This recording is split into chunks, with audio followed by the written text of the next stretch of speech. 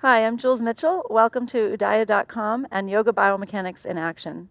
Today's segment is Hamstrings Assessment and Progressions. It's a short sequence that delivers a series of hamstring drills. You can use them to assess your hamstring capacity, your hamstring strength, your hamstring endurance, and at the same time, progressively load the hamstrings just using your body weight. They're great precursor exercises to any strength training you might decide you want to do. And also, I think that they can help a lot in the kind of narrative in yoga about hamstrings needing to be flexible. I talk about this a lot in my book, how when we're doing just a lot of passive hamstring work, we're not loading those tendons, and we've got some prevalence of proximal hamstring concerns or issues. And so this has been my kind of go-to drill or coursework or yoga work to help students who've been struggling and who've been complaining about that high hamstring tendon issue. So I think you'll really like it. I know that it's a fun class. You should expect to cramp a little bit, but go with it. Be fine with it. So I'm gonna have everyone lie on their back. We'll start that way. You probably don't need a blanket under your head. You probably just lie flat and bend your knees up and put your feet flat on the floor. If you're really uncomfortable, put a small little blanket under your head, but because we're gonna go into a bridge pose, you'll load back onto your head anyway, so sort of resolve itself. And I'm gonna introduce just a little bit of awareness to the back of the legs. So I think a lot of times when we teach bridge in yoga, and especially if we have inherited one of those cues about relaxing the glutes, we can tend to make this pose pretty quad dominant. So we're just gonna try that so we have something for comparison. So push into your feet and let your feet, they're on a sticky mat so they won't slide, but imagine that they're sliding away from you, that they're pushing away from you, and lift up your pelvis when you do that. And that'll be a very quad biased bridge, okay? And I'm gonna have you do the opposite. So even in this position, just stay here. Do the opposite. Try to drag your heels toward you, and you should feel instantly how it shifts the emphasis from the front of the hip to the back, yeah? Okay, and then come on down. Great. So you can also, if you're struggling to find that, particularly students maybe with hypermobility, you can also just lift the toes and drive the heels into the ground in this position, and then lift the pelvis up. So the whole foot would actually lift. The only thing on the floor is the heels. So I don't just mean the toes, but also the ball of the foot. And then lift up into a bridge pose. And as you drive your heels down, you'll feel that connection, right? That sitting bone to heel connection.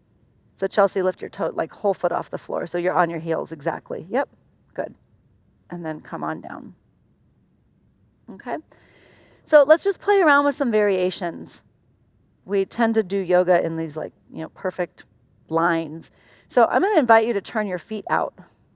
That turns your knees out and your hips out somewhat too. And then lift up here into a bridge pose. And you'll find that that's gonna bias a little bit more of the lateral hamstrings as well as maybe the glutes. And then go ahead and come on down. And then turn your toes inward. And so your knees will fall in. You might need to separate your feet a little bit to do that. And then go ahead and press up. And you'll find that that should bias the medial hamstring or the adductors as well. Great, and then come on down. Set yourself up back to somewhat neutral. And there's ways that we can progress this, because you might be saying, oh, this is really easy, I do this all the time. So pull your right knee in toward your chest. Yep, no hands, just using your hip flexors. And then do the same thing, really push that heel down and pull it back toward you, and the left heel, the one that's on the ground, and lift up into a bridge pose. And now we have a single leg bridge, and the demand is going to be higher on the hamstring. You should feel that working a little bit more. If you want more progression, take that right leg and stretch it forward so that your thighs are parallel, the knees are at the same level, but now you've got a little bit of a longer lever and that left hamstring is working more. Keep pulling it back toward you. Oh, we got our first cramp. And then lower down. Do that with the other leg. So left knee goes into the chest. Really drive the right heel down and drag it back behind you. So you really feel the calf and the hamstring turn on. Lift up into a bridge. And then to progress it further, you're welcome to, and you don't have to, but stretch that left leg out so that the thighs are parallel. And then bring that left leg down and lower the pelvis. So you could progress that same single leg version, or vary, I should say, that single leg version by rotating out and rotating in. I'm not going to go through all the options just for the sake of time, but you can play around with this in your own practice. But I will show you another way to challenge the hamstrings even more is to slide your feet further away from your pelvis. So instead of the feet being right under the knees, I don't know, you'll move maybe 6 to 8 to 10 inches or something further away. And now lift up into a bridge. And that will bias the hamstrings even more, right? And the same thing, what would happen if you lift one leg? How would that bias the other hamstring, the one that's down, without turning the pelvis? So keep everything really still otherwise. Yep, do both legs if you need to, and then come down. Let's take it a little bit further. So feet go even further away from the body. Even more, Melissa. She's like, no. Yep, and then go ahead and lift up. More hamstrings. Lift one leg. Yeah, good. Put it down. Lift the other leg. Or imagine, just think about it. That usually gets you started too, gets the cramping started, and come down. And you could go all the way out. You could progressively go out so far that your legs are pretty much straight. If you go straight, I would put your feet on blocks, because otherwise, if everyone was just take their legs straight, like there's nowhere to lift. You need some space. And so if you go all the way straight, I would just put your heels on a little bit of elevation on some blocks and lift up. I won't make everyone do it. So those are just some simple body weight drills. Of course, you would want to hold them much longer than we have been here. I'm just demonstrating some options for you. So now let's move into eccentrics, because I think eccentrics are also crucial for hamstring strength and hamstring tendon capacity. So I'm going to have everyone take a blanket and just lay it over their mat. At home, you will need something that is slippery. So you can use like furniture sliders or a blanket or a towel or washcloth on like a vinyl kitchen floor or hardwood floor. Our floor here is not very slippery. The blankets don't slide on them. So I'm creating a faux carpet. So we're now putting these blankets down, and this would be something that you would do at home if you have carpet or rugs and no slippery surface. And so what we would do here is, once you're all set up, is take paper plates. That's what works really well as a slider. You can also, buy fitness sliders that are kind of plastic that would slide over a carpet, but we're going with some happy birthday plates today. And the plates will go underneath your heels. So you'll lie down again in the same position that you were in the bridge. And you'll put the plates right under your heels. And it's really important that the heels make contact. It's okay if the whole foot is on the floor, but as you kind of slide away, you'll notice that that would take extreme plantar flexion. So don't worry about how much of the foot is contacting the floor. Focus just on the heel. Okay? So now, lift up into a bridge without letting the plates slide away from you, or the blanket or whatever you're using. So you'll see, going back to the very first thing we did, if they slide away from you, it's more of a quad bridge. Perfectly fine, just won't bias the hamstrings.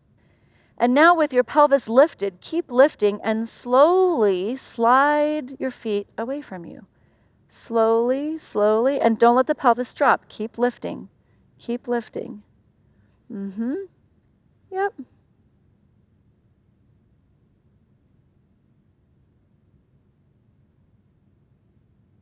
Nice. Until you get to the end. And then put the pelvis down. Yep. And then once you're down, just reset. Just bring the plates back or the blanket back, whatever you're using at home. And repeat. Do it again. Lift the pelvis and slowly slide out. You guys can go a little bit faster. They listen. They follow instructions well. And then at the end, lower the pelvis and reset. So by now, your mind should already be saying, how could I progress this, or how could I vary this? You could do it with the legs turned out and the legs turned in, which will bias lateral and then medial hamstring respectively. You could progress it by doing one leg, just like we did with the other bridge. So let's do one leg, just for the fun of it. So let's keep your left leg down, pull your right knee in toward your chest. Get the plate off your foot. Lift the pelvis here for a single leg bridge, and then slide that single leg out. Keep the pelvis lifted.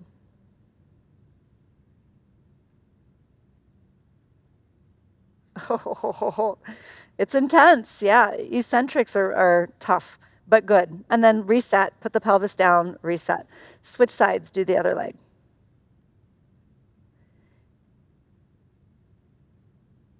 And of course, this could also be varied with external rotation and internal rotation. Just keep that pelvis lifted. Oh, you should hear the sounds. They're not mic'd, but I can hear them.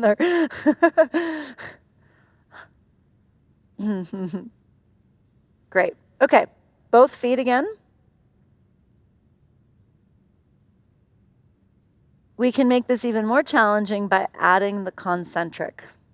So, without moving the plates, drive the heels down, lift the pelvis, slide away. Don't go too far. Don't go totally straight, but a little bit further than you are. And now, with the pelvis lifted, return the plates back to starting position. Oh, there's the cramp. Not marching together. I know that's really mean, but it is. That's the final progression.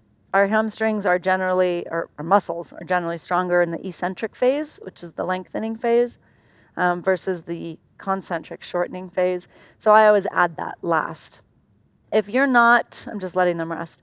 If you're not up to 8 to 10 to maybe even 15 of the eccentric bridges, eccentric sliders, I'd wait to add the concentric. I just wanted to introduce it to you. Okay, let's be done with that. So go ahead and set the plates aside, put the blankets aside, and we'll come back onto our mat. And we'll set up for Ardha Hanumanasana, so half splits pose, and you can use the blocks underneath your hands. You just set them aside. And we'll do the same type of contractions with progressions, but now we're going to kind of go into isometrics. So let's put the right leg forward and be on the left knee. If you need the blanket to pad the knee, you're welcome to do that. And the hips are pretty much, the pelvis is over the left knee and the right leg is forward. The heel is making contact with the floor and the toes are lifted. The ball of the foot is lifted. So like Chelsea here in the center. Yep, great. And we already teach this in yoga. We already teach to, maybe put a slight bend in the knee and act like we're dragging the heel back. Yeah, so try that. A little bend will help, but it's definitely not required. And I like to have hands on blocks just to give yourself a little bit less hip flexion, so you can do a little extra work here. And then if you want, you can actually rotate the hip out, so turn the toes toward the right and drag back, and that will bias the lateral hip. And then you can roll to the inside, and that will bias the medial hip. And then come back to the center, and there's an awareness now, hopefully, of the entire back of the leg, entire posterior thigh, maybe even the calf as well. Good, switch sides. Work the left leg on your own, just go through the routine. Again, we can progress this by adding eccentrics, by putting the heel on a blanket or a paper plate and sliding in and out. doing the same thing with external rotation and internal rotation. The options are pretty limitless. In the appendix of my book, which is what this whole program is a supplement for, I really go down and I have a photo of each, and I really show all the different options that you can do. And I even provide a little bit of insight into isometric hold times and repetitions. So this is just kind of showing you how the exercises are done, because it might not translate very well into the still two-dimensional photo. You guys doing okay? Yeah? Okay, so come on out. Go ahead and have a seat. Take your blanket and roll it up so it's like a rolled up sticky mat. And then you'll stretch your legs out in front of you for Paschimottanasana and take the blanket and put it underneath your knees. At home, if you don't have a blanket, you can just use a rolled up sticky mat as well. That works totally fine. And I think that's actually the option that's in the appendix of the book. And the roll doesn't have to be perfect. Yep. And then you can put your hands on the floor. If you have short arms, you can use the blocks to elevate your hands, give you a little bit of leverage. And this is, again, just a new take on some of the sort of passive postures. We tend to think of Dandasana or Paschimottanasana, of these seated poses. The more you fold, the more your hamstrings relax. And we're going to use this blanket to give us something to push into so that we can actually turn on those hamstrings. So you can imagine that you're sliding your heel away from you and that you're pulling the thigh bone up into the pelvis, so that you're trying to take your knee and pull it apart to make space over the blanket. Your knee's not going to come apart. It's just a visual. You feel that turn on the back of your legs? Great. Now, start there and keep that work as you walk your hands forward into a forward fold, Paschimottanasana. And you'll notice that it gets harder and harder to maintain the contraction as you walk forward, because you might not be used to training to contract at end range or at long ranges. So stop before you lose it. Stop before your legs just relax. And then stay there and hold for a few breaths and smile.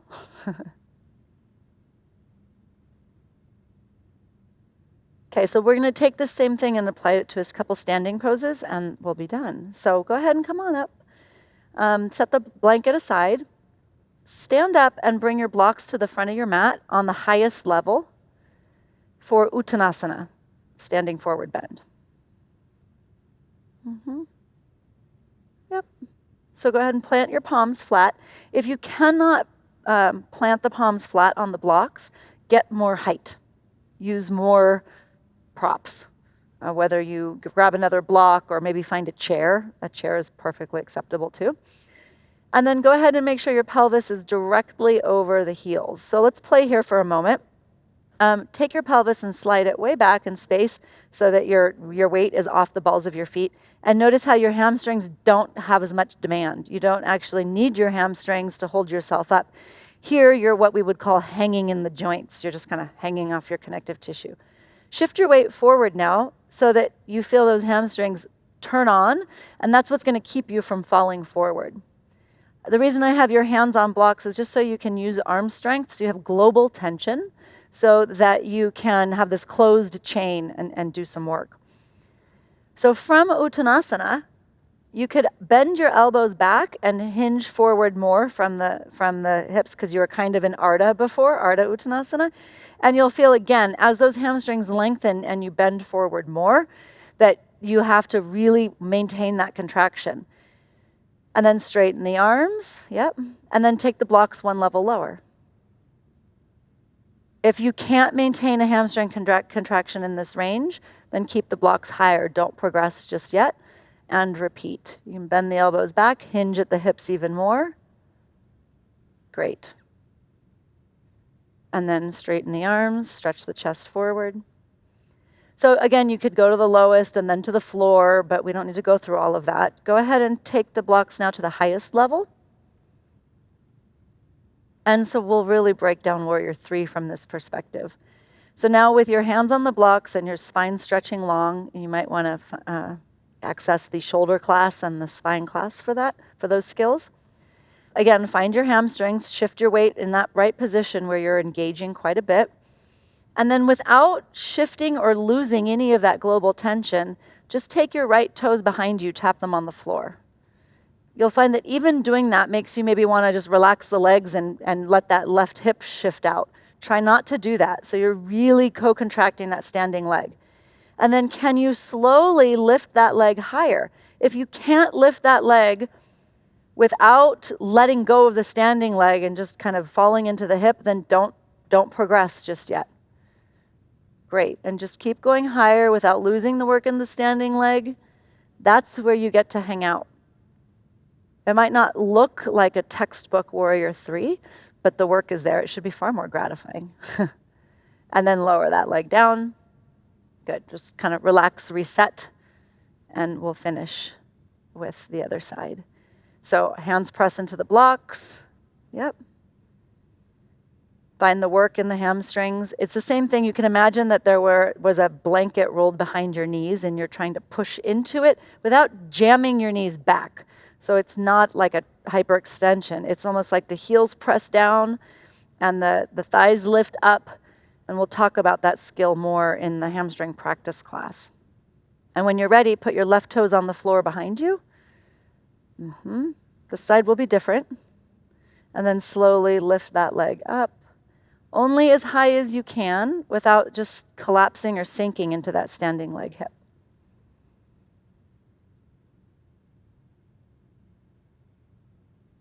And then slowly lower that foot down.